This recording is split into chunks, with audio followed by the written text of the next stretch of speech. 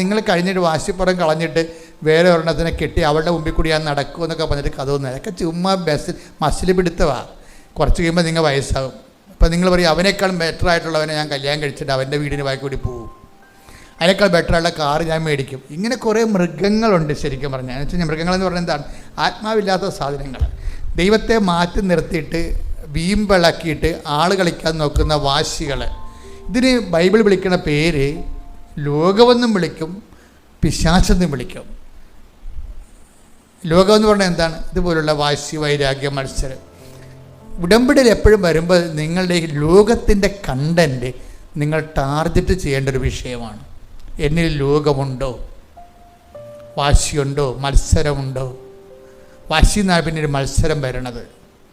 മത്സരത്തിൽ നിങ്ങൾ ജയിച്ചാലും അവസാനം തോറ്റന് തുല്യമാണ്. എന്താ കാര്യം? ക്രിസ്തു ഈ ഫോർമാറ്റിൽ വർക്കൗട്ട് ചെയ്യത്തില്ല. അപ്പോൾ ക്രിസ്തുവിനെ നിങ്ങൾക്ക് മിസ്സാകും. ക്രിസ്തുവിനെ മിസ്സാകുന്നില്ലെങ്കിൽ നമ്മളെന്തിനാ ഉടമ്പടിയിൽ കാരുണ്യപ്രവൃത്തിയും അതുപോലെ തന്നെ ഇവാഞ്ചലൈസേഷനും ഒക്കെ വെച്ചിരിക്കണത് എന്താ? അതിൻ്റെ ഒരു ബേസ് എന്ന് പറഞ്ഞാൽ, ഒരു കാര്യം എന്ന് പറഞ്ഞാൽ ക്രിസ്തുവിനെ നിങ്ങൾക്ക് ഒരു കാരണവശാലും നിങ്ങൾക്ക് മിസ്സാകാതിരിക്കാനാണ്. കഴിഞ്ഞ ദിവസങ്ങളിലൊരു സാക്ഷ്യം ഉണ്ടായി. എന്നാ സാക്ഷ്യം എന്ന് പറയാമോ? അതായത് ഒന്ന് സ്തുതിക്കട്ടെ മക്കളെ. Hallelujah hallelujah hallelujah. സാക്ഷ്യങ്ങളിലൂടെ സംസാരിക്കുന്ന പറയുന്നു. ഹല്ലേലൂയ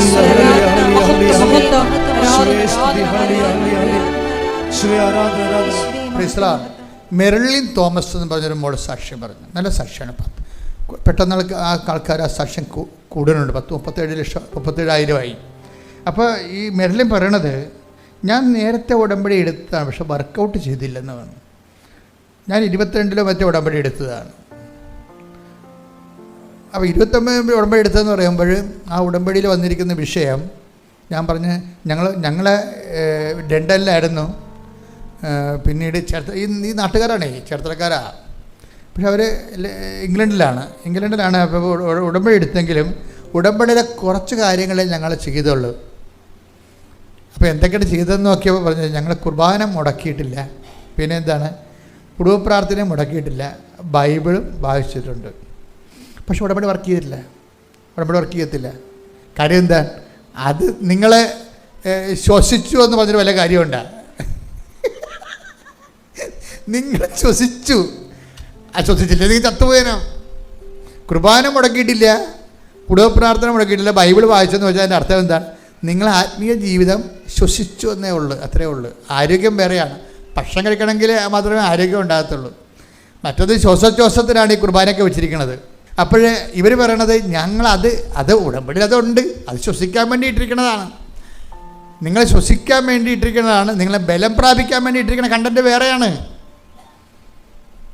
നിങ്ങൾ ശ്വസിക്കാൻ വേണ്ടി ഇട്ടിരിക്കുന്നത് എന്തൊക്കെയാണത്? കുർബാന മുടക്കരുത്, പിന്നെന്താ ചെയ്തിരിക്കണത്? കുടുംബ പ്രാർത്ഥന മുടക്കരുത്, പിന്നെന്താണ്? ബൈബിൾ വായിക്കണം. അതിപ്പോൾ നിങ്ങൾ ഉടമ്പടി എടുത്തില്ലെങ്കിൽ ചെയ്യണമല്ല. ഒരു കത്തോലിക്ക മസ്റ്റായിട്ട് ചെയ്യണത് ഉടമ്പടി എടുത്തില്ലെങ്കിൽ ചെയ്യണം. മറ്റ് ഡിനോമിനേഷൻ ഉള്ളവർ അവരുടെ രീതിയിലുള്ള സഭയിൽ അവരുടെ നിയമം അനുസരിച്ച്, സഭയുടെ നിയമം അനുസരിച്ച് നമ്മൾ ജീവിക്കണത്. അപ്പോഴേ അത് ശ്വാസോച്ഛ്വാസം മാത്രമേ ഉള്ളൂ. ഉടമ്പടിയിൽ എക്സ്ട്രാ വന്നിരിക്കണത് എന്താ? കാരുണ്യപ്രവൃത്തി. പിന്നെ അത് വന്നിരിക്കണത് എന്താണ്? ഈ ബലം പ്രാപിക്കാൻ വേണ്ടി വന്നിരിക്കുന്നതും പ്രതിരോധ ശേഷിക്ക് വേണ്ടി വന്നിരിക്കുന്നതും. ഇപ്പോൾ കാരുണ്യപ്രവൃത്തി പ്രതിരോധ ശേഷിക്ക് വേണ്ടി വന്നിരിക്കുന്നതാണ്. അതുപോലെ തന്നെ ഇവാഞ്ചലൈസേഷൻ, വിശ്വാസ കൈമാറ്റം എന്തിനു വന്നിരിക്കുകയാണ്? അത് ബലം പ്രാപിക്കാൻ വേണ്ടി, ആത്മീയ ബലം പ്രാപിക്കാൻ വേണ്ടി വന്നിരിക്കുന്നതാണ്. അപ്പം മെർലിൻ പറഞ്ഞത് എന്താണ്? ഞങ്ങൾ കുർബാന മുടക്കണില്ലായിരുന്നു, അതുപോലെ തന്നെ ബൈബിൾ വായന മുടക്കിയിട്ടില്ല, ഞങ്ങൾ അതുപോലെ തന്നെ കുടുംബപ്രാർത്ഥന മുടക്കിയിട്ടില്ല, പക്ഷേ ഉടമ്പടി വർക്കൗട്ട് ചെയ്തിട്ടില്ല. അവസാനം ഇംഗ്ലണ്ടിൽ ഇങ്ങനെ ജീവിക്കുന്ന സമയത്ത് അവിടുത്തെ സിറ്റുവേഷൻസ് കൊണ്ടാണ് ഇത് ചെയ്യാൻ പറ്റാതെ വന്നതെന്നാണ് അവർ പറയണത്. അവർ ഉടമ്പടി എടുക്കാതെ കൊണ്ടാണ് അവർ ചെയ്യുക. ഉടമ്പടി എടുക്കുമ്പോൾ നിങ്ങൾ ഓർക്കും, ഇത് എങ്ങനെയെങ്കിലും ഒക്കെ ഇതിൻ്റെയൊക്കെ ഓരോ കാര്യങ്ങളൊക്കെ ഈ സാമ്പിൾ എടുക്കുമല്ല. ഞാൻ പണ്ട് ജയിലിൽ പ്രാർത്ഥിക്കാൻ പോയപ്പോൾ 12:30 മണിയായിരുന്നു. അപ്പോൾ ജയിലിലെ ഒരു സൂപ്രണ്ടാണ്, അങ്ങനെ DSP റാങ്കിലുള്ള ആളാണെന്ന് തോന്നുന്നു. അപ്പോഴാണ് അദ്ദേഹത്തിൻ്റെ മുമ്പിൽ പോലീസുകാർ സാമ്പാറും സദ്യയും കൊണ്ടുവന്ന് വെക്കും. അപ്പോൾ അയാൾ ഒരു പാത്രം ഉണ്ടല്ലോ, ഒരു പാത്രത്തിൽ തന്നെ പല പാത്രങ്ങളില്ലേ, കറികളൊക്കെ അല്ല. അതിൽ നിന്നെല്ലാം അയാൾ ഓരോ നുള്ളെടുത്തിട്ട് തിന്നും. എന്നിട്ട് അയാൾ അടുത്ത പോലീസുകാരന് കൊടുക്കും, അയാൾ കൊണ്ടേ പ്രതികൾക്ക് കൊടുക്കും. ഇയാൾ കഴിക്കാതെ കൊടുക്കത്തില്ല. കാര്യം ഇതിൻ്റെ അകത്ത് വിഷമില്ല എന്ന് ഉറപ്പ് വരുത്താൻ വേണ്ടിയാണ് ഈ ജയിലിൽ അങ്ങനെ ചെയ്യണത്. അപ്പോൾ ഞാൻ നോക്കിയപ്പോൾ 12 പാത്രം കൊണ്ടുവന്ന് 12 പ്രതികൾ കിടപ്പുണ്ട് ജയിലിൽ. 12 പാത്രം കൊണ്ടുവന്നിട്ട് ഈ SP കൊടുക്കും. അയാളത് അദ്ദേഹം അവിടെ നിന്ന് അത് കഴിക്കും. അതിങ്ങനെ ഓരോ നുള്ളെടുത്ത് കഴിക്കണത് എല്ലാത്തിനും എടുക്കും അയാൾ. അപ്പോൾ ഞാനിവിടെ ഇരിപ്പുണ്ട്, ഇത് ഈ കാഴ്ചയും കണ്ടുണ്ട്. ഇതുപോലെ സാമ്പിൾ കഴിക്കണ അദ്ദേഹം. നിങ്ങൾ ഉടമ്പടിയുടെ സാമ്പിൾ എടുക്കുന്ന ആൾക്കാരാണ് പല ആൾക്കാരും. വർക്കൗട്ട് ചെയ്യുന്നില്ല ഉടമ്പടി സാമ്പിള്. അപ്പം ദൈവത്തിനെ നിങ്ങൾ ബോധ്യപ്പെടുത്തേണ്ടത് നിങ്ങൾ ഉടമ്പടിയിലാണെന്ന് ബോധ്യപ്പെടുത്തണം. മെർലിന് സംഭവിച്ച കാര്യം, മെർലിൻ ഇതിൻ്റെ സാമ്പിൾ എടുത്ത് ഉപയോഗിക്കുന്നു. കാരുണ്യപ്രവൃത്തി ഇല്ല, എവാഞ്ചലൈസേഷൻ ഇല്ല. അതൊക്കെ ഇതിനകത്ത് ഇത്തിരി കഷ്ടപ്പെട്ട പണികളാണ്. അപ്പോൾ അതെന്തുകൊണ്ട് ശ്വാസോച്ഛ്വാസം മാത്രമേ ഉള്ളൂ. കുർബാനയുണ്ട്, കുടുംബപ്രാർത്ഥനയുണ്ട്, ജപമാല കുടുംബപ്രാർത്ഥനയുണ്ട്, കുർബാനയുണ്ട്, വചന വായനയുണ്ട്. അപ്പോൾ ശ്വാസോച്ഛ്വാസമുണ്ട്. അത്രേ ഉള്ളു കാര്യങ്ങൾ. അത് വർക്കൗട്ട് ചെയ്യത്തില്ല. എന്തു ചെയ്യും? പ്രതിരോധം നഷ്ടപ്പെട്ട കാരണം നമ്മൾ ഈ കാരുണ്യപ്രവൃത്തി പ്രതിരോധമാണ് വെച്ചിരിക്കുന്നത്. പ്രതിരോധം നഷ്ടപ്പെട്ട കാരണം നമുക്ക് സെക്യൂരിറ്റി പോകും. ഇപ്പം നമുക്ക് നമ്മുടെ ബോഡിയിൽ വേറെ അണുക്കൾ കയറാതിരിക്കാൻ വേണ്ടി നമ്മുടെ ബോഡിയിൽ തന്നെ പ്രതിരോധ അണുക്കളുണ്ടല്ലോ. അതിനെ ബൂസ്റ്റ് ചെയ്യാനാണല്ലോ നമ്മൾ ഓരോ ഭക്ഷണമൊക്കെ കഴിക്കണത്. അപ്പോൾ അത് കാരുണ്യപ്രവൃത്തി അതിൻ്റെ അകത്തുള്ളത്. അപ്പോൾ കാരുണ്യപ്രവൃത്തിയുടെ പ്രതിരോധം ഇല്ലാഞ്ഞ കാരണം ഓട്ടോമാറ്റിക്കായിട്ട് എന്ത് സംഭവിച്ചു? ഇങ്ങനെ വെൽ ടു ഡു ഫാമിലി ആയിരിക്കുന്ന ആളുകളുടെ ജോലി അങ്ങോട്ട് നഷ്ടപ്പെട്ടു. ജോലി നഷ്ടപ്പെട്ട് കഴിഞ്ഞാൽ പിന്നെ ഓരോരുത്തരുടെ ട്രേഡും കരിയറും അനുസരിച്ചുള്ള പ്രൊഫഷൻ നഷ്ടപ്പെട്ട് കഴിഞ്ഞാൽ പിന്നെ ലെഫ്റ്റ് ഇൻ ദി എയറാണ്. ഒരു പിടിയും ഇല്ലാതെ ഇങ്ങനെ അന്തരീക്ഷത്തിൽ അപ്പം തടിയെ പോലെ പറന്ന് നടക്കും. അപ്പോൾ സംഗതി ജോലി നഷ്ടപ്പെട്ട് കുടുംബം അപ്പടെ കുളമായി. അപ്പോൾ പിന്നെ എന്ത് ചെയ്ത് രണ്ടുപേരും നാട്ടിൽ നിന്ന് തിരിച്ച് അവിടെ നിന്ന് തിരിച്ചു പോന്നു, നാട്ടിലേക്ക് പോന്നു. നാട്ടിലേക്ക് വന്ന സമയത്ത് അവർ കാരിങ്ങുമായി, അവർ ഗർഭിണിയുമായി. പിന്നെ ഉടമ്പടിയിൽ ഇപ്പോൾ ഒരു കുഞ്ഞൊക്കെ ആകാൻ പോകുന്നു. പിന്നെ ജോലി നഷ്ടപ്പെട്ടു. പണ്ട് ജോലി ചെയ്ത കാശ് കൊണ്ട് അത്യാവശ്യം അരിവയും മേടിച്ച് പോവുകയാണ്. ജീവിതം ഇങ്ങനെ നേരെ താഴേക്ക് വരുന്നില്ലേ. അപ്പോഴെന്താ അപ്പനും അമ്മയും പറഞ്ഞു, നിങ്ങൾ പോയി ഉടമ്പടി പുതുക്കാൻ പറഞ്ഞു. അപ്പനും അമ്മയും പറഞ്ഞ് നിങ്ങൾ പോയി ഉടമ്പടി പുതുക്കെന്ന് പറഞ്ഞു. അവർ വന്ന് ഉടമ്പടി പുതുക്കി, രണ്ടാമത് ഉടമ്പടി ക്ലാസ്സെല്ലാം കൂടി ഉടമ്പടി പുതുക്കി. ഇപ്പോൾ അവർക്ക് സമയമുണ്ട്. ഈ വിദേശ രാജ്യത്തുള്ളൊരു കുഴപ്പമെന്ന് പറയണത്, ഇപ്പോൾ ഞാനൊരു സ്ഥലത്ത് ചെന്നപ്പോൾ എവിടെയാണോ ഷാർജയിൽ ധരിപ്പിക്കാൻ ചെന്നപ്പോൾ ഒരു വീട്ടിൽ താമസിച്ചു. അപ്പോൾ അവർ എന്നോട് പറയാണ്, ഭാര്യ ഭർത്താവുമാണ്, ഞങ്ങൾ തമ്മിൽ നേരിട്ട് കണ്ട് 1 മാസമായിരുന്നു. നമുക്കതിന് അത്ഭുതമുള്ള, അവർ തമ്മിൽ ഒരു വീട്ടിൽ താമസിക്കുകയാണ്. അവർ തമ്മിൽ എന്താ കാര്യം, ഭാര്യയ്ക്ക് നൈറ്റ് ഷിഫ്റ്റ്, ഇയാൾക്ക് ഡേ ഷിഫ്റ്റാണ്. ഇയാൾ വരുമ്പോൾ 1 മണിക്കൂർ മുമ്പ് ഭാര്യ പോകും, ഭാര്യ വരണതിന് 1 മണിക്കൂർ മുമ്പ് ഇയാൾ പോകും. അതുതന്നെ അവസ്ഥ വരണത്. അപ്പം അങ്ങനെ തമ്മിൽ കാണുന്നില്ല, സംസാരിക്കുന്നില്ല, അങ്ങനെ. അപ്പോൾ അതിനിടയ്ക്ക് പ്രാർത്ഥനാ ജീവിതമൊക്കെ സ്വാഹ. അപ്പം അങ്ങനെ വരുമ്പോൾ ഭയങ്കര, ഇപ്പം അതെല്ലാം മാറി. ഇവർക്ക് ഇപ്പോൾ വീട്ടിൽ വന്ന് നിന്ന് ഒരു കുഞ്ഞൊക്കെ ഉള്ള കാരണം ഒരിടത്തും പോണില്ല. പിന്നെ അങ്ങനെ വന്നപ്പോൾ കുറച്ച് സമയമൊക്കെ കിട്ടിയപ്പോൾ അപ്പനമ്മയും പറഞ്ഞ്, നിങ്ങളിനി രക്ഷപ്പെടണമെന്നുണ്ടെങ്കിൽ ഉടമ്പടി പുതുക്കണമെന്ന് പറഞ്ഞു. അവർ ഭാര്യ ഭർത്താവ് വന്ന് ഉടമ്പടി ആത്മാർത്ഥമായിട്ട്, ഇവർ രണ്ടുപേരും ബേസിക്കായിട്ട് നല്ല കക്ഷികളാണ്. അവർക്കങ്ങനെ വീണ് പോയാൽ പിന്നെ ഒത്തിരി തിരിച്ച് നടക്കേണ്ട കാര്യമില്ല. അവരെ ബേസിക്കായിട്ട് ഒരു കാത്തലിക് സ്പിരിറ്റുള്ള ആൾക്കാരെ കാരണം വീണ് കഴിഞ്ഞാൽ അവർക്ക് അല്പം നടക്കുമ്പോൾ തന്നെ ആ സ്പോട്ടിലെത്തും. അവർ ചെറുക്കെ വീണ് കഴിഞ്ഞാൽ പിന്നെ നമ്മൾ മണിക്കൂറോളം കിലോമീറ്ററോളം നടന്ന് തിരിച്ച് നടക്കേണ്ടി വരും. ഇതങ്ങനെ അത്രയില്ല. അവർ വന്നു, അവർ ക്ലാസ്സെല്ലാം കേട്ടു. ക്ലാസ്സെല്ലാം കേട്ട് അവർക്ക് മനസ്സിലായി ഇതിനകത്ത് ഇവാഞ്ചലൈസേഷനാണ് എക്സ്ട്രാ ഉള്ളത്. തങ്ങളത് ചെയ്തിട്ടില്ല. വിശ്വാസ കൈമാറ്റമാണ് എക്സ്ട്രാ ഉള്ളത്. അത് ദൈവസ്നേഹത്തോടെ ചെയ്യേണ്ടതാണ്. തങ്ങളത് ചെയ്തിട്ടില്ല. അപ്പോൾ തങ്ങളത് ചെയ്യാൻ തീരുമാനിച്ചു. അപ്പോൾ രണ്ടുപേരും ഹൈലി എഡ്യൂക്കേറ്റഡ് ആയിട്ടുള്ള ആൾക്കാരാണ്. അപ്പോൾ കാര്യങ്ങൾ ഒറ്റ പ്രാവശ്യം പറഞ്ഞാൽ അവർക്ക് കാര്യങ്ങളെല്ലാം ഓടിത്തിരിയോ, ഒന്ന് ചെയ്യൂ, അല്ലെങ്കിൽ ചെയ്യത്തില്ല. എഡ്യൂക്കേഷൻ കൂടിക്കഴിഞ്ഞാലുള്ള ഒരു ഗുണം അതാണ്. എന്ന് വെച്ച് കഴിഞ്ഞാൽ അവർ ഒന്നെങ്കിൽ ചെയ്യും, അല്ലെങ്കിൽ ചെയ്യത്തില്ല. രണ്ടിൽ ഒന്നേ ഉള്ളൂ. ചിലരെന്ത് വെച്ച് കഴിഞ്ഞാൽ അവർ ചെയ്തെന്ന് വരുത്തി തീർക്കും, ചെയ്തതും ചെയ്യാത്തതും ചെയ്ത ഒരുപോലെയാകും. അങ്ങനെ ചെയ്യണ കുറേ ആൾക്കാരും ഉണ്ട്. അപ്പോൾ അതൊക്കെ എല്ലാം കറക്റ്റ് ചെയ്യണം. എനിക്ക് ഇപ്പോൾ മനസ്സിലായിരിക്കണ ഒരു കാര്യം, എൻ്റെ സഹോദരങ്ങളെ, ഉടമ്പടി ദൈവത്തെ ബോധ്യപ്പെടുത്തണം നിങ്ങൾ ഉടമ്പടിയിലാണെന്നുള്ളത്. അപ്പോൾ സിമ്പിളാണ് ഉടമ്പടി. എൻ്റെ സഹോദരങ്ങൾ ഉടമ്പടിയിലാണെന്നുള്ളത് ദൈവത്തെ ബോധ്യപ്പെടുത്തണം. നിങ്ങൾക്ക് ഒരു കാര്യം രഹസ്യം അറിയാമല്ലോ. കാര്യം നിങ്ങൾ എഴുതി വച്ചേക്കുന്ന കാര്യങ്ങളൊന്നും ദൈവത്തിന് ഒരു സെക്കൻഡ് ടൈമേ ഉള്ളൂ ഇതിനാവശ്യം. വാരിക്കെട്ടെടുത്ത് ഇതിലെ വിഷയത്തിൻ്റെ ഒരു കാര്യം ദൈവം ഒന്ന് മനസ്സിൽ വെച്ചാൽ മതി, ആ സെക്കൻഡിൽ ഇതെല്ലാം പിക്ചർ മൊത്തം മാറും. പക്ഷേ എൻ്റെ മക്കളെ ദൈവം മനസ്സിൽ വെപ്പിക്കണം നിങ്ങൾ. ഇപ്പം കഴിഞ്ഞ ഇന്ന് വെളുപ്പിനെ ഉണ്ടല്ലോ, വെളുപ്പിനെ ഞാൻ ബൈബിൾ എടുത്തപ്പോൾ എനിക്ക് കിട്ടിയ വചനം നിങ്ങളെ പ്രതിയാണ് ഞാൻ പ്രാർത്ഥിച്ചതെന്ന് ഓർക്കണം. അപ്പോൾ പറയണം, ഈ എബ്രഹാം പറഞ്ഞൊരു കാര്യമാണ്, നിങ്ങൾ റബേക്ക ഇസഹാക്കിന് വേണ്ടി ഒരു വൈഫിനെ കണ്ടെത്താൻ വേണ്ടി എബ്രഹാം ദൂതനെ വിടുന്ന ഭാഗമാണ്. അപ്പോൾ എബ്രഹാത്തിനോട് ദൂതൻ ഉടമ്പടി ചെയ്യും. എബ്രഹാം ദൂതനോട് ഉടമ്പടി ചെയ്യും. എന്തിനാണ്? ഈ വൈഫിനെ കണ്ടെത്താൻ വേണ്ടിയുള്ള ടേംസ് ആൻഡ് കണ്ടീഷൻസ് പറയും. അപ്പോൾ ഞാൻ കണ്ടെത്തുന്ന സ്ത്രീ ഇങ്ങോട്ട് എൻ്റെ കൂടെ വരാൻ മനസ്സില്ലെങ്കിൽ ഞാൻ നിങ്ങളുടെ മകനെ ആ നാട്ടിലോട്ട് കൊണ്ടുപോകട്ടെ എന്ന് ചോദിക്കുമ്പോൾ പറയും, എബ്രഹാം പറയും നോ എന്ന് പറയും, നോ എന്ന് പറയും. അത് സീരിയസ് ആണ്. ഞാൻ കളഞ്ഞു വിട്ടുപോണ നാട്ടിലോട്ട് എൻ്റെ മകനെ നിങ്ങളെ, ഇതാണ് ഇന്നത്തെ സന്ദേശം. ഇന്ന് ഈ വെളുപ്പിനെ നിങ്ങൾക്ക് നിങ്ങളോട് എന്ത് പറയണമെന്ന് കർത്താവിനോട് ചോദിച്ചപ്പോൾ കർത്താവ് എന്നോട് പറഞ്ഞതാണ്. അത് എവിടെയാ?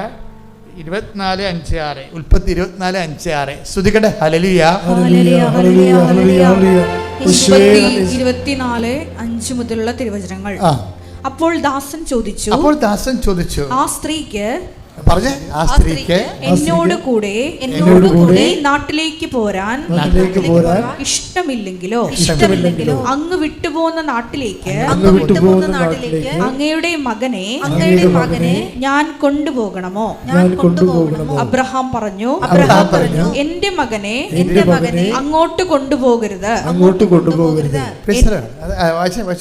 എന്റെ പിതാവിന്റെ വീട്ടിൽ നിന്നും ചാർച്ചക്കാരിൽ നിന്നും എന്നെ പുറത്തു കൊണ്ടുവന്നവനും എന്നോട് സംസാരിച്ചവനും നിന്റെ സന്തതികൾക്ക് ഈ ഭൂമി ഞാൻ തരുമെന്ന് വാഗ്ദാനം ചെയ്തവനുമായ ആകാശത്തിന്റെ ദൈവമായ കർത്താവ് തന്റെ ദൂതനെ നിനക്ക് മുമ്പേ അയക്കും.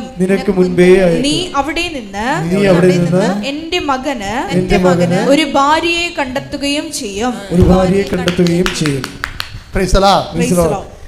ദൈവ മനുഷ്യരും ദൈവ ജീവിതവും എന്നൊക്കെ പറയുന്നത് വ്യത്യസ്തമായൊരു ജീവിതമാണ്.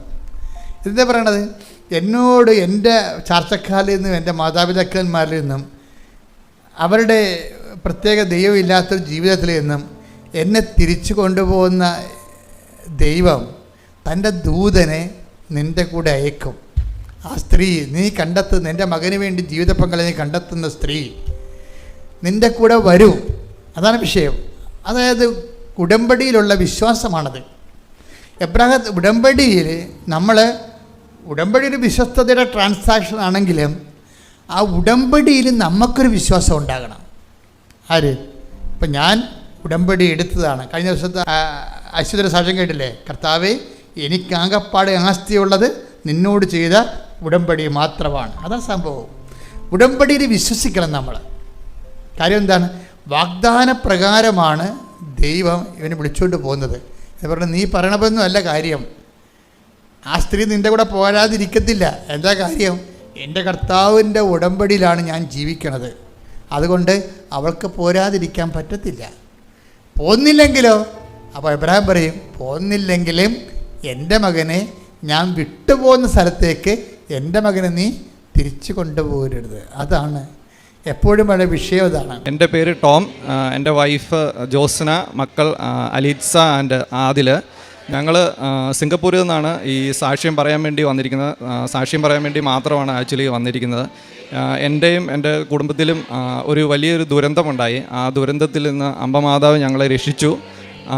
കൂടാതെ ഒത്തിരി അധികം അനുഗ്രഹങ്ങൾ തന്നു. അതിന് നന്ദി പറയാൻ വേണ്ടി ആണ് ഞങ്ങൾ വന്നിരിക്കുന്നത്.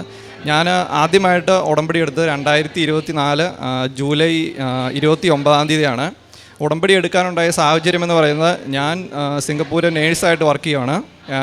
ഞാൻ അവിടെ PR ആണ്. എൻ്റെ വൈഫ് അവിടെ PR-ൻ്റെ ഫാമിലി വിസയിൽ, ഡിപ്പെൻഡൻറ്റ് വിസയിൽ അവിടെ വർക്ക് ചെയ്യുന്നുണ്ട്. അവിടെ നിൽക്കുന്നുണ്ടായിരുന്നു. ആ വിസ എല്ലാ വർഷവും റിന്യൂ ചെയ്യേണ്ട ഒരു വിസയാണ്. അപ്പം ആ വിസയുടെ റിന്യൂവൽ സമയത്ത് പെട്ടെന്ന് ആ വിസ റിജക്റ്റായി.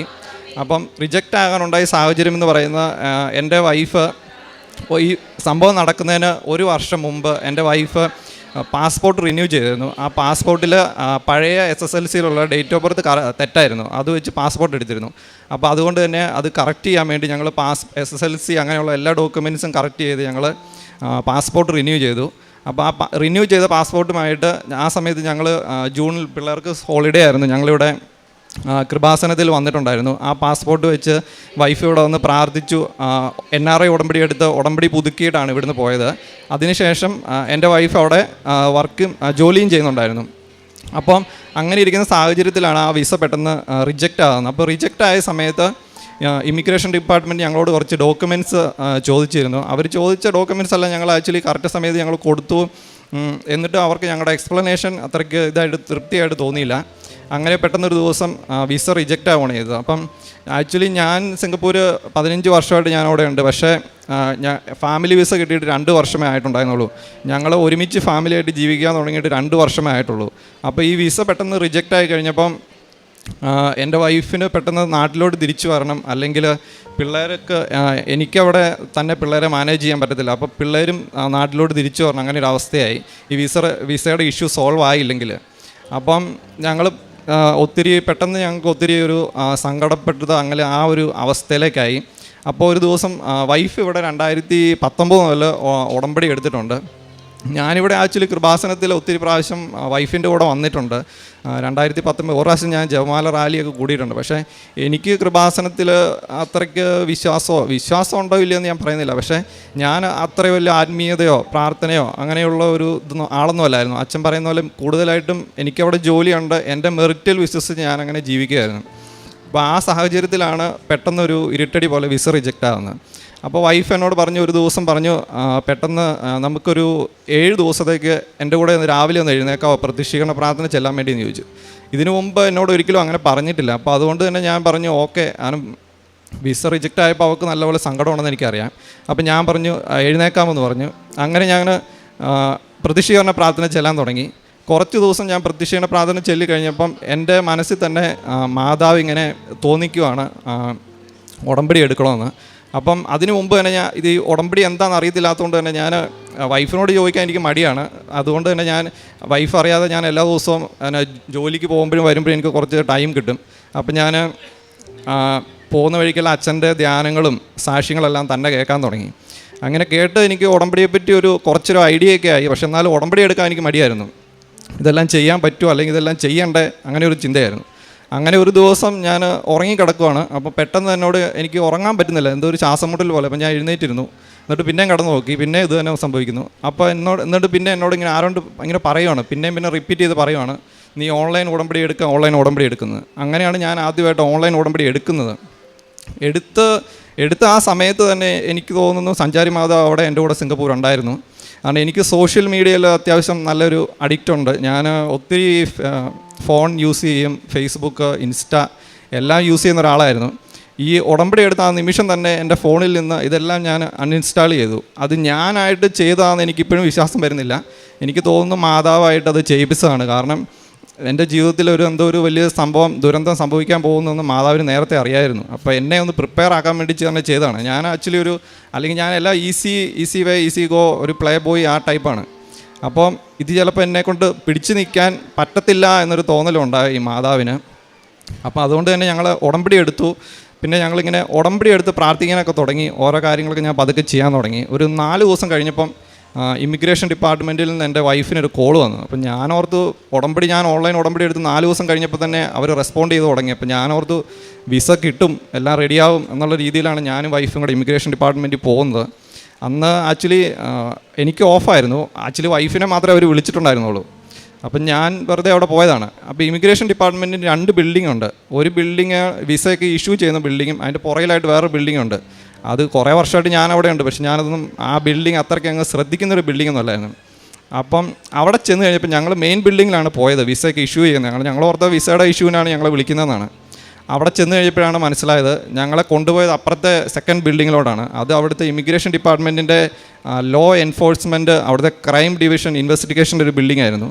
അവിടെ ചെന്നതിന് ശേഷം മാത്രമാണ് ഞങ്ങൾക്ക് മനസ്സിലായത് എൻ്റെ വൈഫിൻ്റെ പേരിൽ സിംഗപ്പൂർ ഇമിഗ്രേഷൻ ഡിപ്പാർട്ട്മെൻറ്റ് ഒരു കേസ് എടുത്തിട്ടുണ്ടായിരുന്നു.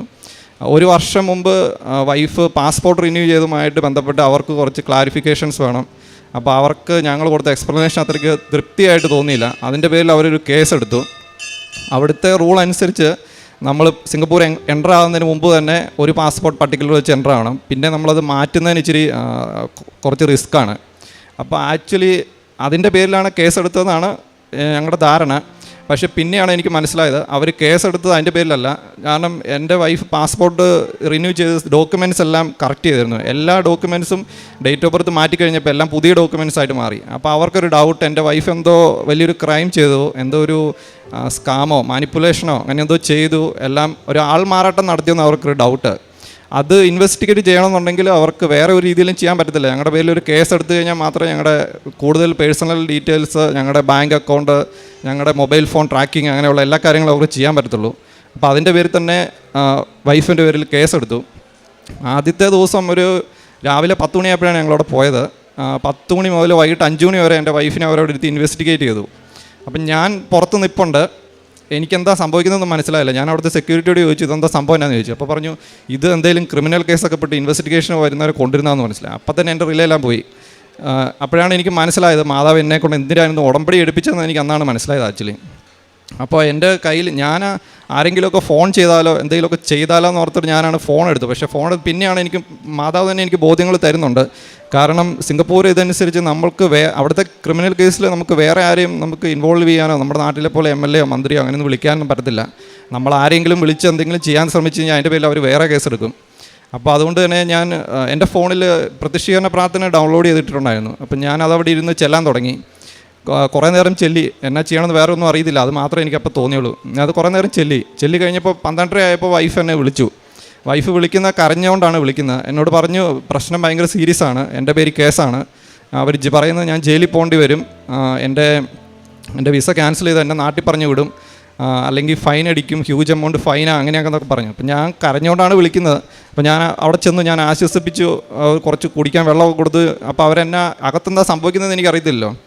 അപ്പം ഞാൻ കുറച്ച് ആശ്വസിപ്പിച്ച് അവൾ കുറച്ച് ചോദിച്ചതെന്നു വെച്ചാൽ ഇതിന് മുമ്പ് എന്നാണ് സിംഗപ്പൂർ എൻ്റർ ആയത്, വിസയുടെ ഡേറ്റ്, അങ്ങനെ കുറച്ച് കാര്യങ്ങളൊക്കെ ചോദിച്ചത്.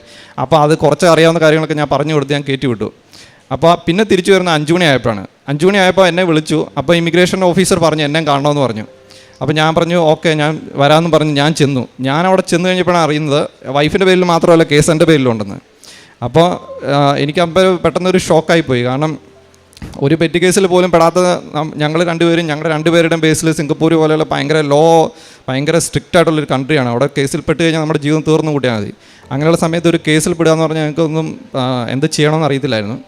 അപ്പം ഞങ്ങളുടെ വീടെന്ന് പറഞ്ഞാൽ ഞങ്ങൾ ഭയങ്കര ചില്ല്, റിലാക്സ്, ഭയങ്കര എപ്പോഴും TV ഓണ്, ഭയങ്കര ഇതായിട്ടുള്ളൊരു വീടായിരുന്നു. ഈ കേസുമായിട്ട് ഞങ്ങൾ രണ്ടുപേരുടെയും പേര് കേസാണെന്നും അറിഞ്ഞ് ഞങ്ങളെ വീട്ടിൽ ചെന്ന് കഴിഞ്ഞപ്പോൾ പിന്നെ ഞങ്ങൾക്ക് അങ്ങോട്ടും ഇങ്ങോട്ടും എന്ത് മിണ്ടണമെന്നോ എന്ത് പറയണമെന്നൊന്നും അറിയത്തില്ല. കുറച്ച് ദിവസം ഞങ്ങളുടെ വീടൊരു മരണ വീട് പോലെയായിരുന്നു. പിന്നെയാണ് ഉടമ്പടി, കാരണം ഇതിനകത്ത് ദൈവികമായിട്ടല്ലാതെ മാനുഷികമായിട്ട് ആർക്കൊന്നും ചെയ്യാൻ പറ്റത്തില്ല എന്ന് ഞങ്ങൾക്ക് മനസ്സിലായി. അപ്പോൾ ഞങ്ങൾ വൈഫ് ഓൾറെഡി അവിടെ ഉടമ്പടിയിലാണ്, ഞാൻ ഓൺലൈൻ ഉടമ്പടി എടുത്തിട്ടുണ്ട്. അപ്പം ഞങ്ങൾ തീക്ഷ്ണമായിട്ട് ഞങ്ങൾ പ്രാർത്ഥിക്കാൻ തുടങ്ങി. കാരണം ഇതല്ലാതെ വേറൊരു ഇതിലും ഇതിനകത്ത് നിന്ന് രക്ഷപ്പെടുത്താൻ പറ്റത്തില്ലെന്ന് ഞങ്ങൾക്ക് മനസ്സിലായി. അങ്ങനെ ഞങ്ങൾ പ്രാർത്ഥിച്ചു, ഞങ്ങൾ നോയമ്പെടുക്കാൻ തുടങ്ങി. ഞാനും വൈഫും കൂടെ മ്യൂച്വൽ അണ്ടർസ്റ്റാൻഡിങ്, ഞങ്ങൾ ശാരീരികമായ വിശുദ്ധി മെയിൻറ്റെയിൻ ചെയ്യാൻ തുടങ്ങി. ഈ കേസ് തീരുന്നതും വരെ ഞങ്ങൾ ചെയ്യാമെന്ന് ഞങ്ങൾ ചിരിച്ചു. കാരണം ഇത് സീരിയസ് ആയിട്ടുള്ള ക്രൈമാണ്. കാരണം 1 വർഷം വരെ തടവ് ഒരു കേസിന് കിട്ടും, 4000 സിംഗപ്പൂർ ഡോളർ പിഴയുണ്ട്. എൻ്റെ പേരിൽ 3 കേസും വൈഫിൻ്റെ പേരിൽ 3 കേസും. അപ്പോൾ മൊത്തം 6 ക്രിമിനൽ കേസാണ്, എല്ലാം ക്രിമിനൽ കേസുകളാണ്. അപ്പോൾ ക്രിമിനൽ കേസിൻ്റേതായ കോംപ്ലിക്കേഷൻസ് വേറെയുണ്ട്. അപ്പം ഞങ്ങൾ ആ സമയത്താണ് എൻ്റെ വൈഫിന് നാട്ടിൽ വരാൻ വേണ്ടി ഒരു 4 days ലീവ് ഉണ്ടായിരുന്നു. അപ്പോൾ ഞങ്ങൾ ആ സമയത്ത് വൈഫിൻ്റെ വിസ സ്റ്റിൽ ഓണാണ്. അപ്പം ഞങ്ങൾ അവിടെ ഇൻവെസ്റ്റിഗേഷൻ ഓഫീസറിനോട് ചോദിച്ചു നാട്ടിൽ പോകുന്നതിന് എന്തെങ്കിലും കുഴപ്പമുണ്ടെന്ന് ചോദിച്ചു. പറഞ്ഞില്ലെന്ന് പറഞ്ഞു. അപ്പോൾ വൈഫ് ഇവിടെ വന്ന് ഉടമ്പടി പുതുക്കി. അതിന് ജോസഫ് അച്ഛനെ കാണാൻ വേണ്ടി ഒരു ഭാഗ്യം ലഭിച്ചു. അപ്പോൾ അച്ഛൻ തലയിൽ കൈവച്ച് പ്രാർത്ഥിച്ച് വൈഫിനൊരു കാശുരൂപം കൊടുത്തു. അതിന് പറഞ്ഞു കേസ് തേഞ്ഞ് മാഞ്ഞില്ലാതായി പോകുമെന്ന് പറഞ്ഞു. അപ്പോൾ സാധാരണ അച്ഛൻ പറയുന്നത് നമ്മളോടൊന്ന് സാക്ഷ്യം പറയണമെന്നാണല്ലോ പറയുന്നത്. അപ്പോൾ പിന്നെ അച്ഛനെന്താ ഇങ്ങനെ പറഞ്ഞെന്നൊക്കെ ഞാൻ അന്നേരം ചിന്തിച്ചു. പക്ഷേ അത് കഴിഞ്ഞിട്ട് ഞങ്ങളുടെ കേസ് ഫയലും കേസ് ഉണ്ടെന്നും പറഞ്ഞ് ഇമിഗ്രേഷൻ ഡിപ്പാർട്ട്മെൻറ്റിൽ നിന്ന് ഒരു ലെറ്റർ തന്നായിരുന്നു എൻ്റെയും വൈഫിൻ്റെയും പേരിൽ. ആ ലെറ്ററും ആ പാസ്പോർട്ട് ഞങ്ങളുടെ ഡോക്യുമെൻറ്റ്സ് എല്ലാം അച്ഛൻ മാതാവിൻ്റെ രൂപത്തിലും ഈശോയുടെ ഇതിലും കൊണ്ടുപോയി സമർപ്പിച്ചായിരുന്നു. എന്നിട്ടാണ് എൻ്റെ വൈഫ് തിരിച്ച് സിംഗപ്പൂർ വന്നത്. അപ്പോൾ വന്നപ്പം ഇവിടുന്ന് ഉടമ്പടി പത്രവും എല്ലാം, അപ്പോൾ കൂടുതൽ ഞങ്ങൾ കുറച്ചും കൂടെ ആക്റ്റീവായിട്ട് ഞങ്ങൾ ഉടമ്പടി ചെയ്യാൻ തുടങ്ങി. ഞാൻ ഉടമ്പടി എടുത്തെന്നല്ലാതെ ഞാൻ ഒന്നും അങ്ങനെ വലിയ കാര്യമായിട്ടൊന്നും ചെയ്യുന്നില്ലായിരുന്നു. അപ്പോൾ പത്രമൊക്കെ കൊണ്ടുവന്ന് ഞാൻ പത്രമൊക്കെ കൊടുക്കാൻ വേണ്ടി പോകാൻ തുടങ്ങി. ഞാൻ തന്നെ പോയി ഇംഗ്ലീഷ് പത്രം എല്ലാവരോടും സംസാരിച്ച് കൃപാസനം എന്ന് പറയുന്നൊരു ചർച്ചൊക്കെ ഉണ്ട്, അങ്ങനെയൊക്കെ പറഞ്ഞ് ഞങ്ങൾ കൊടുക്കാൻ തുടങ്ങി. ഇത് തുടങ്ങി ഒരു 2 ആഴ്ച കഴിഞ്ഞപ്പം എൻ്റെ വൈഫിൻ്റെ വിസ തീരുന്ന ദിവസമായി. വൈഫിൻ്റെ വിസ തീർന്നു. അന്ന് നെക്സ്റ്റ് ഡേയിൽ എൻ്റെ വൈഫിൻ്റെ ജോലി പോയി. എൻ്റെ വൈഫ് അവിടെ വർക്ക് ചെയ്യുന്നുണ്ടായിരുന്നു, ജോലി പോയി. അപ്പോൾ നെക്സ്റ്റ് ഡേ അവർ പറഞ്ഞു വിസ തീർന്നല്ലോ, ഇനിയിപ്പോൾ അവിടെ നിൽക്കാൻ വിസയില്ല, ഇമിഗ്രേഷൻ ഡിപ്പാർട്ട്മെൻറ്റിൽ ചെല്ലാൻ പറഞ്ഞു. അപ്പോൾ ഞങ്ങൾ രാവിലെ ഇമിഗ്രേഷൻ ഡിപ്പാർട്ട്മെൻറ്റിൻ്റെ വൈഫ് പോയി. ഇമിഗ്രേഷൻ ഡിപ്പാർട്ട്മെൻറ്റിൽ ചെന്ന് കഴിഞ്ഞപ്പം കേസ് ആയതുകൊണ്ട് നാട്ടിൽ പോകാൻ പറ്റത്തില്ല, കേസ് തീർന്നിട്ട് ഇനി നാട്ടിൽ പോകാൻ പറ്റത്തുള്ളൂ എന്ന് പറഞ്ഞിട്ട് അവരെൻ്റെ വൈഫിൻ്റെ പാസ്പോർട്ട് മേടിച്ച് വെച്ചു. അപ്പോൾ പാസ്പോർട്ട് മേടിച്ച് വെച്ചപ്പോഴാണ് എനിക്ക് കുറച്ചും കൂടെ ഇതിൻ്റെ സീരിയസ്നെസ് മനസ്സിലാകുന്നത്. നമ്മൾ പെട്ടു ആക്ച്വലി, ഇനി എന്ത് ചെയ്യാൻ പറ്റും, ഒന്നും ചെയ്യാൻ പറ്റത്തില്ല. അപ്പോഴാണ് എനിക്കൊരു ധൈര്യം എവിടുന്ന് എൻ്റെ മനസ്സിലിങ്ങനെ വരുവാണ്. കാരണം ഈ പാസ്പോർട്ടാണ് മാതാവിൻ്റെ രൂപത്തിൽ കൊണ്ടുപോയി മുട്ടിച്ച് വെച്ച് പ്രാർത്ഥിച്ച് അച്ഛൻ ഞങ്ങൾക്കൊരു കാശ് രൂപം തന്ന് ഞങ്ങളോട് പറഞ്ഞു എല്ലാം ശരിയാവുമെന്ന് പറഞ്ഞു. ആ ഒരു വിശ്വാസത്തിൽ മാത്രമാണ് ഞങ്ങൾ ജീവിച്ചുകൊണ്ടിരുന്നത്. കാരണം 2 പിള്ളേരുമുണ്ട്, ഞങ്ങൾ 2 പേരും ജയിലിൽ പോയി കഴിഞ്ഞാൽ എന്ത് ചെയ്യും? ഇങ്ങനെ എല്ലാ ദിവസവും പ്രാർത്ഥനയാണ്. എൻ്റെ വൈഫ് എല്ലാ ദിവസവും ഒന്നും ചെയ്യാനില്ല, ജോലിയും പോയി, കേസുമായി വിസയില്ല. ഞങ്ങൾ കരച്ചിലാണ് എല്ലാ ദിവസവും. രാത്രിയിലിരുന്ന് കൊന്ത ചെല്ലുന്നു, ജപമാല ചെല്ലുന്നു, എല്ലാ ദിവസവും രാവിലെ എഴുന്ന് പ്രത്യക്ഷീണ പ്രാർത്ഥന ചെല്ലും, പറ്റുന്ന ദിവസങ്ങളെല്ലാം പള്ളിയിൽ പോകും. ഇതൊന്നും ചെയ്യാതിരുന്ന ഒരാളായിരുന്നു ഞാൻ. ഇപ്പം ഇതെല്ലാം ചെയ്യേണ്ട അവസ്ഥയായി, എല്ലാം ചെയ്തു തുടങ്ങി. എൻ്റെ മാതാവ് വലിച്ച് ഉടമ്പടിയിലോട്ട് എടുത്ത ഒരവസ്ഥയായി. അപ്പോൾ ഞങ്ങളിങ്ങനെ എല്ലാം ചെയ്തുകൊണ്ടിരിക്കുകയാണ്. ആ സമയത്ത് എൻ്റെ വൈഫിൻ്റെ 2ാമത്തെ ഇൻവെസ്റ്റിഗേഷൻ കഴിഞ്ഞു. അപ്പോൾ ഓരോ ഇൻവെസ്റ്റിഗേഷൻ കഴിയുമ്പോൾ വൈഫ് എന്നെ അവിടെ നിന്ന് കരഞ്ഞുകൊണ്ട് വിളിക്കും, എനിക്കിത് സഹിക്കാൻ പറ്റത്തില്ല, അവർ കേസിൻ്റെ ഓരോ കോംപ്ലിക്കേഷൻസ് കൂട്ടിക്കൊണ്ടിരിക്കുകയാണ്, ഓരോ കേസ് ആഡ് ചെയ്തുകൊണ്ടിരിക്കുകയാണ്, അങ്ങനെ പറയും.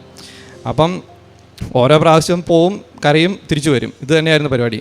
ആ സമയത്താണ് എൻ്റെ സിംഗപ്പൂർ നേഴ്സിംഗ് ബോർഡിൻ്റെ രജിസ്ട്രേഷൻ റിന്യൂ ചെയ്യേണ്ട ഒരു സമയം വന്നു. അപ്പം ഞാനവിടെ 15 വർഷമായിട്ട് വർക്ക് ചെയ്യുകയാണ്. ഇതുവരെയായിട്ട് എനിക്ക് അങ്ങനെ ഒരു സിറ്റുവേഷൻ വന്നിട്ടില്ല. കാരണം ആ നേഴ്സിംഗ് ബോർഡിൻ്റെ ലൈസൻസ് റിന്യൂ ചെയ്യുന്ന സമയത്ത് അതിനകത്ത് നിങ്ങളെന്തെങ്കിലും ക്രിമിനൽ കേസിൽ പെട്ടിട്ടുണ്ടോ, അല്ലെങ്കിൽ നിങ്ങളെന്തെങ്കിലും ഇൻവെസ്റ്റിഗേഷൻ കറൻ്റിലി ഫേസ് ചെയ്യുമെന്നൊരു ക്വസ്റ്റ്യൻ ഉണ്ട്. ആ ക്വസ്റ്റ്യൻ യെസ് ചെയ്ത് കഴിഞ്ഞാൽ അവിടെ കേസുമായിട്ടുള്ള എല്ലാ ഡീറ്റെയിൽസും ഞാൻ എൻ്റെ നേഴ്സിംഗ് കൗൺസിലിന് ഞാൻ കൊടുക്കണം. അപ്പോൾ നേഴ്സിംഗ് കൗൺസിലിൽ ഞാൻ ഓൾറെഡി ഒരു ക്രിമിനലാണ്, എൻ്റെ പേര് കേസൊക്കെ ഉണ്ടെന്ന് വന്നു കഴിഞ്ഞാൽ എൻ്റെ നേഴ്സിംഗ് ലൈസൻസ് അവർ റിന്യൂ ചെയ്ത് തരത്തില്ല. അപ്പോൾ ഓൾറെഡി വൈഫിൻ്റെ ജോലി പോയി, ഇനിയിപ്പോൾ എൻ്റെ ജോലിയും കൂടെ പോകും എന്നുള്ളൊരവസ്ഥയിലായി. അപ്പം എനിക്ക് മനസ്സിലായി ഇത് ഞങ്ങളെ കൊണ്ടേ പോകുള്ളൂ, ആ ഒരു അവസ്ഥയിലേക്ക് എത്തി.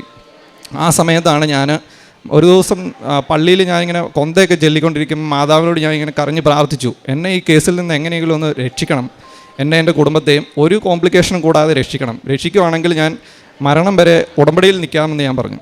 അങ്ങനെ ഒരു വാക്ക് ഞാൻ മാതാവിന് കൊടുത്തു. അങ്ങനെ കൊടുത്തു. ഇതെല്ലാം സംഭവിക്കുന്ന ആദ്യത്തെ എൻ്റെ ഓൺലൈൻ എടുത്ത ഒരു 3 മാസത്തിനുള്ളിലാണ് ഇതെല്ലാം സംഭവിക്കുന്നത്. അത് കഴിഞ്ഞ് ഒരു 2 ആഴ്ച കഴിഞ്ഞപ്പം അതേ കോംപ്ലിക്കേഷൻ പിന്നെയും വരുവാണ്. എൻ്റെ പിള്ളേരുടെ വിസ റിന്യൂ ചെയ്യേണ്ട സമയമായി. അപ്പോഴും ഇതേ സെയിം പ്രശ്നം തന്നെ. കാരണം എൻ്റെയും വൈഫിൻ്റെയും പേരിൽ അതേ ഇമിഗ്രേഷൻ ഡിപ്പാർട്ട്മെൻറ്റിൽ ക്രിമിനൽ കേസ് നിൽക്കുവാണ്. അതേ ഇമിഗ്രേഷൻ ഡിപ്പാർട്ട്മെൻറ്റിൽ പിള്ളേരുടെ 2 പേരുടെയും വിസയുടെ സ്പോൺസർ ഞാനാണ്. കാരണം എനിക്ക് മാത്രമേ PR ഉള്ളൂ. എനിക്ക് വിസ 2 പേർക്ക് അപ്ലൈ ചെയ്യണം. അപ്പം ആ സമയത്ത് ആക്ച്വലി പിള്ളേരും കൂടെ നാട്ടിൽ പോയി കഴിഞ്ഞാൽ ഞങ്ങൾ ശരിക്കും തകർന്നു പോകും. കാരണം ആകെയുള്ളൊരു ആശ്വാസം എന്ന് പറയുന്നത് പിള്ളേർ സ്കൂൾ വിട്ട് വരും, കുറച്ച് നേരം അവളവിടെ കളിയും ചിരിയും ഇതൊക്കെയായിരുന്നു. അപ്പം ഇങ്ങനെ ഒരു സിറ്റുവേഷൻ വന്നു കഴിഞ്ഞാൽ ഞങ്ങൾക്ക് എന്ത് ചെയ്യണമെന്ന് അറിയത്തില്ല. അപ്പം മാതാവിനോട് ഞങ്ങൾ ശരിക്കും കരഞ്ഞ് പ്രാർത്ഥിച്ചു. പിള്ളേരുടെ വിസ ഞാൻ അപ്ലൈ ചെയ്യുന്ന സമയത്തെല്ലാം ഉടമ്പടി തൈലം കൊണ്ട് ഫോണിൽ അതിൻ്റെ ഓരോ പ്രാവശ്യം അപ്ലൈ ചെയ്യുമ്പോഴും ഈ ഫോണിൽ അതുകൊണ്ട് ഉടമ്പടി തൈലം കൊണ്ട് കുരിശ് വരയ്ക്കുമായിരുന്നു. അങ്ങനെയൊക്കെ ശരിക്കും പ്രാർത്ഥിച്ചാണ് ഞങ്ങൾ ചെയ്തുകൊണ്ടിരുന്നത്. പിന്നെ ഓരോ പ്രാവശ്യവും ഇൻവെസ്റ്റിഗേഷൻ ഞങ്ങൾ അവിടെ ചെല്ലുമ്പോഴും നെറ്റത്ത് കുരിശ് വരച്ച് ഉടമ്പടി കാശ് രൂപം കൊണ്ടുപോയിട്ടുണ്ടായിരുന്നു. എൻ്റെ ഇവിടുന്ന് അച്ഛൻ ഒരു കാശ് രൂപം വെഞ്ചരിച്ച് തന്നിട്ടുണ്ടായിരുന്നു. ആ കാശ് രൂപം ഞങ്ങൾ എല്ലാ പ്രാവശ്യവും ഇൻവെസ്റ്റിഗേഷന് പോകുമ്പോൾ ഞങ്ങൾ കൊണ്ടുപോകായിരുന്നു. ഉപ്പ് കൊണ്ടുപോയി ഇൻവെസ്റ്റിഗേഷൻ ഓഫീസറിൻ്റെ ആ ടേബിളിലും അവരുടെ കമ്പ്യൂട്ടറിലും എല്ലാം ഞങ്ങൾ ഇട്ടിട്ടുണ്ട്. അങ്ങനെ ഇരുന്ന സമയത്താണ് എൻ്റെ ഇൻവെസ്റ്റിഗേഷൻ്റെ ഒരു സിറ്റുവേഷൻ വന്നത്. കാരണം വൈഫിൻ്റെ 2-3 ഇൻവെസ്റ്റിഗേഷൻ കഴിഞ്ഞു, അടുത്ത എൻ്റെ ഇൻവെസ്റ്റിഗേഷൻ ആയിരുന്നു. ആ സമയത്ത് എനിക്ക് ആക്ച്വലി ഇൻവെസ്റ്റിഗേഷൻ ഇത് വല്ലാത്ത പേടിയുള്ളൊരു കാര്യമാണ്, എനിക്ക് ഇൻവെസ്റ്റിഗേഷൻ എന്നൊക്കെ പറയുന്നത്. അപ്പം എൻ്റെ വൈഫിനും നല്ല പേടിയുണ്ട്, ഞാനവിടെ പോയിട്ട് എന്ത് പറയും, കുറഞ്ഞ കോംപ്ലിക്കേഷൻ ആക്കുമോ എന്നൊക്കെ പറഞ്ഞ് എന്നോട് പറഞ്ഞു നിങ്ങൾ പേടിക്കണ്ട. കാരണം അവിടുത്തെ ഇൻവെസ്റ്റിഗേഷൻ ഫേസ് ചെയ്യാന്ന് പറഞ്ഞാൽ അതൊരു റിയലി ഒരു ചലഞ്ച് തന്നെയാണ്. അതൊരു പ്രത്യേക ഒരു അറ്റ്മോസ്ഫിയർ, പ്രത്യേക ഒരു റൂമാണ്. ആ റൂമിലൊരു 10 മിനിറ്റ് നമ്മൾ ഇരുന്ന് കഴിഞ്ഞാൽ തന്നെ നമുക്ക് ശ്വാസം മുട്ടാൻ തുടങ്ങും, നമുക്ക് എങ്ങനെയെങ്കിലും ഇറങ്ങി ഒന്ന് ഓടിയാൽ മതി എന്ന് തോന്നും. ആ റൂമിൽ 3 മണിക്കൂറായിരുന്നു എൻ്റെ ഇൻവെസ്റ്റിഗേഷൻ. പക്ഷേ എനിക്ക് തോന്നുന്നു സഞ്ചാരി മാതാവ് എൻ്റെ കൂടെ ഉണ്ടായിരുന്നു. എനിക്കതൊരു 30 മിനിറ്റായിട്ട് തോന്നിയുള്ളൂ. എനിക്ക് വലിയ ബുദ്ധിമുട്ടായിട്ടോ അല്ലെങ്കിൽ ഒരു അങ്ങനെയൊന്നും എനിക്ക് തോന്നിയില്ല. ആ സമയത്തും അച്ഛൻ ഇവിടുന്ന് വെഞ്ചരിച്ച് തന്ന കാശ് രൂപം എൻ്റെ കയ്യിലുണ്ടായിരുന്നു. ഉടമ്പടി ഉപ്പ് ഞങ്ങളവിടെ കൊണ്ടുപോയി ഇട്ടിട്ടുണ്ടായിരുന്നു. ആക്ച്വലി ഞങ്ങൾ ആ ഇമിഗ്രേഷൻ ബിൽഡിങ്ങിൽ ഉപ്പിടാത്ത ഒരു ഫ്ലോർ പോലുമില്ല. എൻ്റെ വൈഫ് ഒരു കാശ് രൂപം ഇമിഗ്രേഷൻ ഡിപ്പാർട്ട്മെൻറ്റിൽ ഒരു ഫ്ലോറിൽ ഞങ്ങൾ ഒരു സ്ഥലത്ത് ഒളിപ്പിച്ച് വെച്ചിട്ടുണ്ട്. അതുകൊണ്ട് തന്നെ ആ ഇമിഗ്രേഷൻ ഡിപ്പാർട്ട്മെൻറ്റ് ഫുള്ളായിട്ട് ഞങ്ങളുടെ കൂടെയാണ്. അമ്മ മാതാവ് അത് ഞങ്ങളെ വിലക്കെടുത്ത് തന്നു. അങ്ങനെ ഞങ്ങൾ എൻ്റെ ഉടമ്പടി ഞാൻ ഓൺലൈനായിട്ട് പുതിയതായിട്ട് എടുത്തു 3 മാസം കഴിഞ്ഞപ്പം. ഉടമ്പടി എടുത്ത് അന്ന് രാവിലെ ഞാൻ എഴുന്നേറ്റ് പ്രത്യക്ഷീകരണ പ്രാർത്ഥന ചൊല്ലി ഞാൻ ഫോണിൽ നോക്കിക്കഴിഞ്ഞപ്പോൾ എൻ്റെ പിള്ളേരുടെ 2 പേരുടെയും വിസ അപ്രൂവ് ആയിട്ടുണ്ട്. കാരണം അതിനകത്ത് എനിക്കൊരു മെറിറ്റുമില്ല. കാരണം എൻ്റെ പേരിലും എൻ്റെ വൈഫിൻ്റെ പേരിലും ഈ വിസ അപ്രൂവ് ആകുന്ന സമയത്ത് കേസ് നടന്നുകൊണ്ടിരിക്കുകയാണ്. കേസിൻ്റെ ഒരു കാര്യത്തിലുള്ള ഒരു തീരുമാനം ഒന്നും വന്നിട്ടില്ല. എല്ലാ പ്രാവശ്യവും ഞങ്ങൾ ചെല്ലുമ്പോൾ അവർ പറഞ്ഞുകൊണ്ടിരുന്നത് ഞങ്ങൾ ജയിലിൽ പോകും എന്ന് പറഞ്ഞുകൊണ്ടാണ് ഇരിക്കുന്നത്. അത്രയ്ക്കും സീരിയസ് ആയിട്ടുള്ളൊരു കേസായിരുന്നു. അപ്പം അങ്ങനെ അത് കഴിഞ്ഞ് ഒരാഴ്ച കഴിഞ്ഞപ്പോൾ തന്നെ എൻ്റെ സിംഗപ്പൂർ നേഴ്സിംഗ് ബോർഡിൻ്റെ ലൈസൻസും അപ്രൂവായി. അതിനും അവരെന്നോട് ഒരു രീതിയിലുള്ള ക്വസ്റ്റ്യൻസോ കാര്യങ്ങളോ ഒന്നും ചോദിച്ചിട്ടില്ല.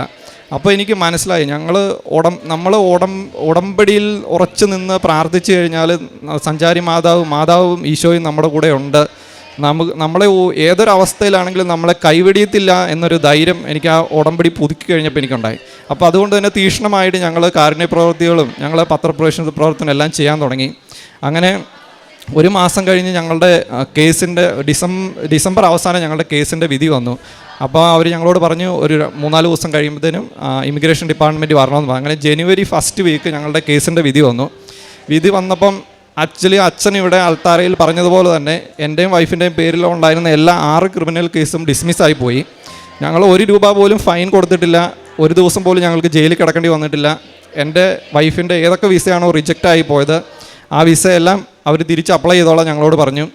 അതുപോലെ തന്നെ ഏറ്റവും പ്രധാനപ്പെട്ട ഒരു കാര്യമെന്ന് പറയുന്നത് എൻ്റെയും വൈഫിൻ്റെ പേരിലുള്ളത് ക്രിമിനൽ കേസായിരുന്നു. അപ്പോൾ ക്രിമിനൽ കേസ് പ്രത്യേകിച്ച് സിംഗപ്പൂരിൽ ഉള്ളൊരു കൺട്രിയിൽ വൺസ് അത് രജിസ്റ്റർ ആയി കഴിഞ്ഞാൽ ക്രിമിനൽ റെക്കോർഡ്സിൻ്റെ ഹിസ്റ്ററിയിലോട്ട് ആ ഫയൽ പോവും. പക്ഷേ ആ കേസിൻ്റെ ഫൈനൽ വേർഡിക്റ്റിൽ എഴുതിയിരിക്കുന്നത് ഞങ്ങളുടെ കേസ് ക്രിമിനൽ റെക്കോർഡ്സിൻ്റെ ഫയലിലോട്ട് പോകാൻ പാടില്ല എന്നതിൽ എഴുതിയിട്ടുണ്ട്. അത് എന്തുകൊണ്ടാണെന്ന് വെച്ച് കഴിഞ്ഞാൽ ഞങ്ങൾ 2 പേരും നേഴ്സായിട്ട് വർക്ക് ചെയ്യുന്നവരാണ്. ഇൻ കേസ് ഏതെങ്കിലും ഒരു കാരണവശാൽ ആ കൺട്രിയിൽ നിന്ന് വേറൊരു കൺട്രിയിലോട്ട് എങ്ങോട്ടെങ്കിലും പോകണമെന്ന് വെച്ച് കഴിഞ്ഞാൽ പോലീസ് ക്ലിയറൻസോ അങ്ങനെ എന്തെങ്കിലും ഒരു ഇഷ്യൂ വന്നു കഴിയുമ്പോൾ ഞങ്ങൾക്കത് കിട്ടത്തില്ല. കാരണം ഞങ്ങളുടെ ഓൾറെഡി ഒരു ക്രിമിനൽ കേസ് റെക്കോർഡ് ഞങ്ങളുടെ പേരിൽ കാണിക്കും. അതുകൊണ്ട് തന്നെ അമ്മ മാതാവ് ഞങ്ങൾക്ക് ചെയ്തു തന്ന ഒരു വലിയൊരു അനുഗ്രഹമാണത്. അങ്ങനെ ഓരോ അനുഗ്രഹങ്ങൾ കിട്ടും തോറും ഞങ്ങൾക്ക് പ്രാർത്ഥനയിലും ഓരോ കാര്യത്തിലും ഞങ്ങൾ തീക്ഷ്ണത കൂട്ടിക്കൊണ്ടിരുന്നു. അപ്പോൾ ഓരോ പ്രാവശ്യം അച്ഛൻ നമ്മളോട് ഇങ്ങനെ പറയും അതിവിശിഷ്ടമായിട്ട് നിങ്ങൾ എന്ത് ചെയ്തു എന്ന് ചോദിക്കും. അപ്പോൾ ഞങ്ങൾ പത്രപ്രവർത്തനമൊക്കെ ചെയ്തു. പത്രം ഇവിടുന്ന് കൊണ്ടുപോയ വൈഫ് ഇവിടെ വന്നപ്പോൾ കൊണ്ടുപോയ പത്രമൊക്കെ തീർന്നു. ഞങ്ങൾ മാതാവിൻ്റെ രൂപം ഒരു സൈഡിൽ പ്രത്യക്ഷീണ പ്രാർത്ഥനയൊക്കെ വെച്ച് കാർഡുകൾ അടിച്ച് ഞങ്ങൾ കൊടുക്കാൻ തുടങ്ങി. പള്ളികളിൽ കൂടെ അവിടെയെല്ലാം കൊടുക്കാൻ തുടങ്ങി. പിന്നെ ഞങ്ങൾ പൈസയ്ക്ക് വേണ്ടി ഞങ്ങൾ നാട്ടിൽ കൊടുക്കാൻ വേണ്ടി കാരുണ്യ പ്രവൃത്തികൾ ചെയ്യാൻ വേണ്ടി ഞങ്ങളിങ്ങനെ ഓരോരുത്തരെ വിളിച്ച് ചോദിക്കും, നിങ്ങളുടെ അവിടെ അറിയുന്ന ആരെങ്കിലും ഉണ്ടോ, ക്യാൻസർ പേഷ്യൻസ് ഉണ്ടോ, അല്ലെങ്കിൽ അങ്ങനെ ഞങ്ങളിങ്ങനെ ഫണ്ട് ലിറ്ററലി ഞങ്ങൾ ട്രാൻസ്ഫർ ചെയ്യാൻ തുടങ്ങി.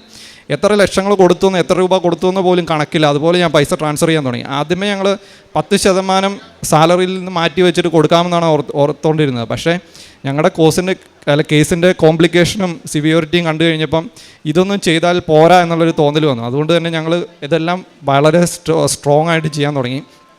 അങ്ങനെ എൻ്റെ വൈഫിൻ്റെ പാസ്പോർട്ട് 112 ദിവസമായിട്ട് ഇമിഗ്രേഷൻ ഡിപ്പാർട്ട്മെൻറ്റ് കയ്യിലായിരുന്നു.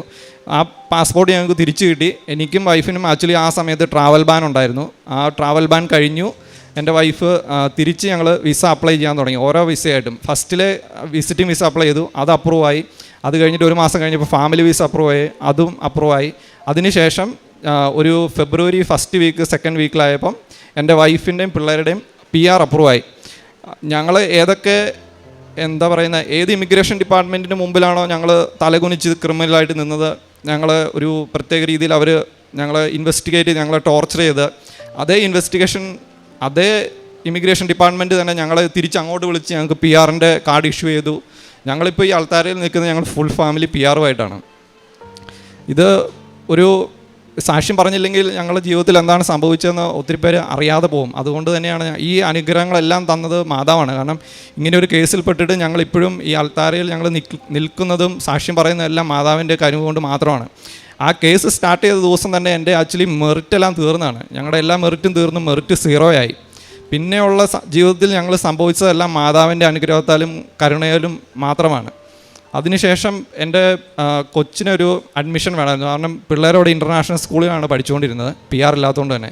അപ്പോൾ PR കിട്ടിക്കഴിഞ്ഞപ്പം പബ്ലിക് സ്കൂളിലോട്ട് മാറ്റണം. അത് ഞാൻ മാതാവിനോട് നിയോഗം ഇട്ട് പ്രാർത്ഥിച്ചിരുന്നു. ഒരു ഒറ്റ ദിവസം കൊണ്ട് തന്നെ എനിക്കൊരു സ്കൂളിൽ അഡ്മിഷൻ കിട്ടി. ഒരു സ്കൂളിൽ നിന്ന്, ഇൻ്റർനാഷണൽ സ്കൂളിൽ നിന്ന് റിലീവ് ആകാനും സാധിച്ചു, പുതിയ പബ്ലിക് സ്കൂളിൽ അഡ്മിഷൻ കിട്ടാനും സാധിച്ചു. അതിന് ഏറ്റവും വലിയ പ്രത്യേകത എന്ന് പറഞ്ഞു കഴിഞ്ഞാൽ അവിടെ നമ്മൾ മദർ ടങ് ആയിട്ടൊരു ലാംഗ്വേജ് ചൂസ് ചെയ്യണം. അപ്പോൾ എൻ്റെ കൊച്ച് ഇൻ്റർനാഷണൽ സ്കൂളിൽ ഹിന്ദി ആയിരുന്നു പഠിച്ചുകൊണ്ടിരുന്നത്. അവിടെ പബ്ലിക് സ്കൂളിൽ ഒരു 100 സ്കൂളുണ്ടെങ്കിൽ അവിടെ ഒരു 20 സ്കൂളിൽ മാത്രമേ ഹിന്ദി ലാംഗ്വേജ് കാണത്തുള്ളൂ. പക്ഷേ മാതാവ് ഞങ്ങൾക്ക് സെലക്ട് ചെയ്ത സ്കൂളിൽ ഹിന്ദി ലാംഗ്വേജ് ഉണ്ട്. അത് ഞങ്ങൾക്ക് അറിയത്തില്ലായിരുന്നു. ഞങ്ങൾ ആ സ്കൂളിൽ അഡ്മിഷന് വേണ്ടി ചെല്ലുന്ന ദിവസം മാത്രമാണ് ഞങ്ങൾക്ക് മനസ്സിലായത് അവിടെ ഇങ്ങനെ ഹിന്ദി സബ്ജക്റ്റ് ഉണ്ടെന്ന്.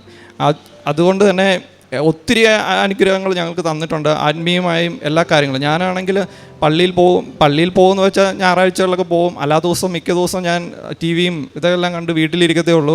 വൈഫ് ഉടമ്പടി എടുത്തുകൊണ്ട് തന്നെ ഇതെല്ലാം പാലിക്കേണ്ടത് വൈഫിൻ്റെ ഉത്തരവാദിത്തമാണെന്നുകൊണ്ടാണ് ഞാൻ ഓർത്തുകൊണ്ടിരുന്നത്. ഒരു കാരണവശാലും ഞങ്ങളുടെ ആത്മീയതയുടെ കാര്യത്തിൽ ഞങ്ങൾ രണ്ടുപേരും 2 ധ്രുവങ്ങളായിരുന്നു. വൈഫ് ഒരു സൈഡിലിരുന്ന് ബൈബിൾ വായിക്കും, ഞാനൊരു സൈഡിലിരുന്ന് മൊബൈൽ ഫോൺ കാണും. അല്ലെങ്കിൽ അവൾ രാവിലെ ഇരുന്ന് പ്രത്യക്ഷീകരണ പ്രാർത്ഥന ചെല്ലും, ഞാൻ കൂർക്കം വലിച്ച് കിടന്നുറങ്ങും. ഈ ഒരു അവസ്ഥയിലായിരുന്നു.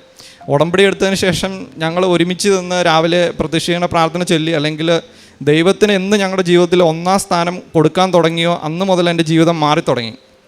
ആദ്യമേ ഞങ്ങൾക്കൊരു ദുരന്തം, ഒരു സഹനം തന്നെങ്കിലും പിന്നെ മാതാവ് ഞങ്ങളെ കൈപിടിച്ച് എല്ലാ കാര്യങ്ങളും ഞങ്ങളുടെ കൂടെ ഉണ്ടായിരുന്നു. സഞ്ചാരി മാതാവ് ഞങ്ങളുടെ കൂടെ ഉണ്ടായിരുന്നു.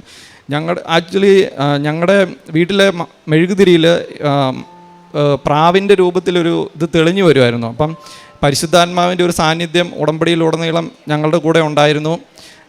ഇത്രയും അനുഗ്രഹങ്ങളെല്ലാം തന്ന മാതാവിന് 1000 നന്ദി പറയുന്നു. ജോലി പോയപ്പോൾ ഞാൻ പ്രാർത്ഥനയിൽ തന്നെയായിരുന്നു, പള്ളി കിടക്കുമായിരുന്നു വേണമെങ്കിൽ പറയാം. ഞാൻ എന്തെങ്കിലും പ്രാർത്ഥിച്ചാണ് കേൾക്കാത്തപ്പോൾ ഞാൻ പിന്നെ ഒരു കാര്യം മാത്രം പ്രാർത്ഥിച്ചു, പരിശുദ്ധാത്മാവേ ഒരു കൊടുങ്കാറ്റായിട്ട് നീ ICUയിലേക്ക് ഇറങ്ങിച്ചെല്ലണമേ, അവരിൽ നിന്ന് ശിലാഹൃദയം എടുത്തു മാറ്റി അവർക്ക് മാംസള ഹൃദയം നൽകണമേ. ദാനിയേൽ 1:9 അനുസരിച്ചുകൊണ്ട് ഞാൻ ജോസ്നായോട് പ്രീതി അനുകമ്പയും തോന്നാൻ അവർക്ക് ഇടവരുത്തണമെന്ന്. അങ്ങനെയാണ് ഞാൻ പ്രാർത്ഥിച്ചത്. വേറെ കേസിൻ്റെ കാര്യങ്ങളൊന്നും ഞാൻ പിന്നെ പ്രാർത്ഥിച്ചിട്ടില്ല. പിന്നെ ദൈവത്തോട് കൂടുതലായിട്ട് അടുത്തപ്പോഴാണ് ഞങ്ങൾക്ക് അനുഗ്രഹങ്ങൾ കൂടുതൽ കിട്ടിയത്. കാരണം ഞങ്ങൾ പള്ളിയിൽ പോകുന്നതിന് കുറച്ച് ദൂരെയായിരുന്നു വീട്, ഒരു 2 ബസ് കയറണമായിരുന്നു. അപ്പം ഞങ്ങൾ പള്ളിയുടെ അടുത്തേക്ക് ഒരു 2 മിനിറ്റ് നടന്നാൽ മതിയുള്ള ദൂരത്തേക്ക് എന്ന് വീട് മാറണമെന്ന് ഞങ്ങൾ വിചാരിച്ചു അന്നാണ് കേസ് ശരിയായി PR-ഉം എല്ലാം ഞങ്ങൾക്ക് കിട്ടിയത്. പിന്നെ എന്ത് മനസ്സിൽ വിചാരിച്ചാലും മാതാവ് അന്നേരം തന്നെ അതിന് റിപ്ലൈ തരും.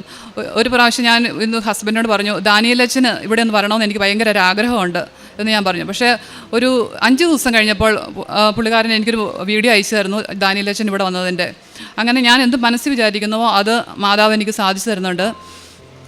പിന്നെ കാരുണ്യപ്രവർത്തികളായിട്ട് ചെയ്യുന്നത് ഞങ്ങൾ എല്ലാ ആഴ്ചയും തന്നെ കെയർ ഹോമിൽ പൈസ കൊടുക്കാറുണ്ട്. ഞങ്ങൾ സാലറിയുടെ 10% ഞങ്ങൾ മാറ്റി വെക്കാറുണ്ട്. പിന്നെ ഞങ്ങൾ പ്രോമിസ് ചെയ്തേക്കുന്നത് മറ്റുള്ളവരുടെ കുരിശുകൾ നമ്മുടെ സ്വന്തം കുരിശുകളായിട്ട് വഹിക്കുക. അതായത് പാവപ്പെട്ട ഒരാൾക്ക് വീട് വെച്ച് കൊടുക്കണം, പിന്നെ ഒരു മോൻ്റെ പുത്തൻ കുർബാന നടത്തണം. അങ്ങനെ കുറച്ച് കാര്യങ്ങൾ ഞങ്ങൾ ഈശോയോട് വാഗ്ദാനം ചെയ്തിട്ടുണ്ട്. പ്രേക്ഷിത പ്രവർത്തനമായിട്ട് പത്രങ്ങൾ ഞങ്ങൾ വിതരണം ചെയ്യുന്നുണ്ട്. പിന്നെ യൂട്യൂബിലെ ധ്യാനങ്ങളും എല്ലാം സാക്ഷ്യങ്ങളൊക്കെ ഷെയർ ചെയ്യുന്നുണ്ട്.